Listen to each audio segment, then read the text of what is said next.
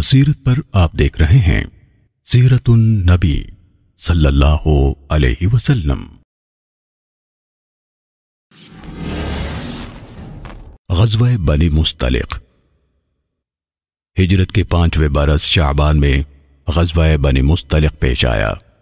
اسے مریسیع بھی کہا جاتا ہے، اور اس غزوے کا سبب یہ ہے کہ بنو مصطلق کے سردار حارث بن ابی ضرار نے مدینے پر چڑھائی کرنے کے لیے لشکر جمع کیا تھا۔ اس کی سرکوبی کے لیے آپ صلی اللہ علیہ وسلم 700 صحابہ کرام کو لے کر نکلے، ان پر حملہ کیا اور ان میں سے جنگجو افراد کو قتل کر دیا اور عورتوں اور بچوں کو قید کر لیا۔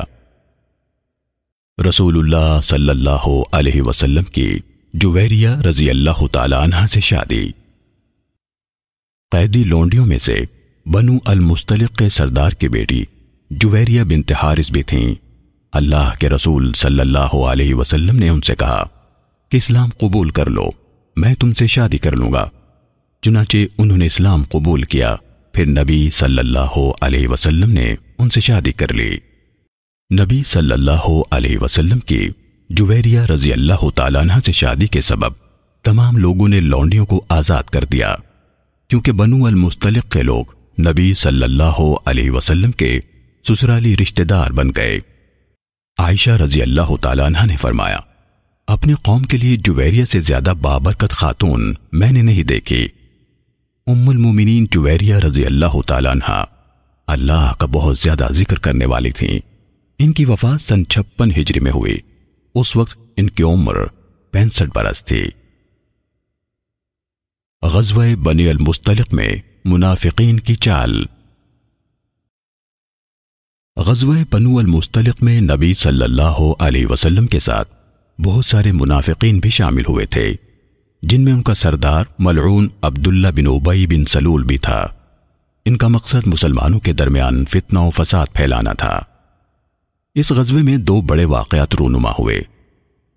پہلا یہ کہ مہاجرین اور انصار میں لڑائی ہوئی، دوسرا یہ کہ واقعہ افک میں ام المومنین سیدہ عائشہ صدیقہ رضی اللہ تعالیٰ عنہ پر تہمت لگائی گئی۔ ابن سلول اور دوسرے منافقین نے ام المومنین حضرت عائشہ صدیقہ رضی اللہ تعالیٰ عنہ کے دامن عفت کو داغدار کرنے کی کوشش کی اور ان پر تہمت لگا کر بہت بڑا فتنہ برپا کیا۔ اللہ تعالیٰ نے حضرت عائشہ صدیقہ رضی اللہ تعالیٰ عنہ کی برات 7 آسمانوں کے اوپر سے نازل فرمائی، اور اس سلسلے میں قرآنی آیات نازل ہوئیں جن کی تلاوت قیامت تک جاری رہے گی۔ امام نووی نے کہا، واقعہ افک میں حضرت عائشہ رضی اللہ تعالیٰ عنہ کی برات قرآنی نص سے قطعی طور پر ثابت ہے۔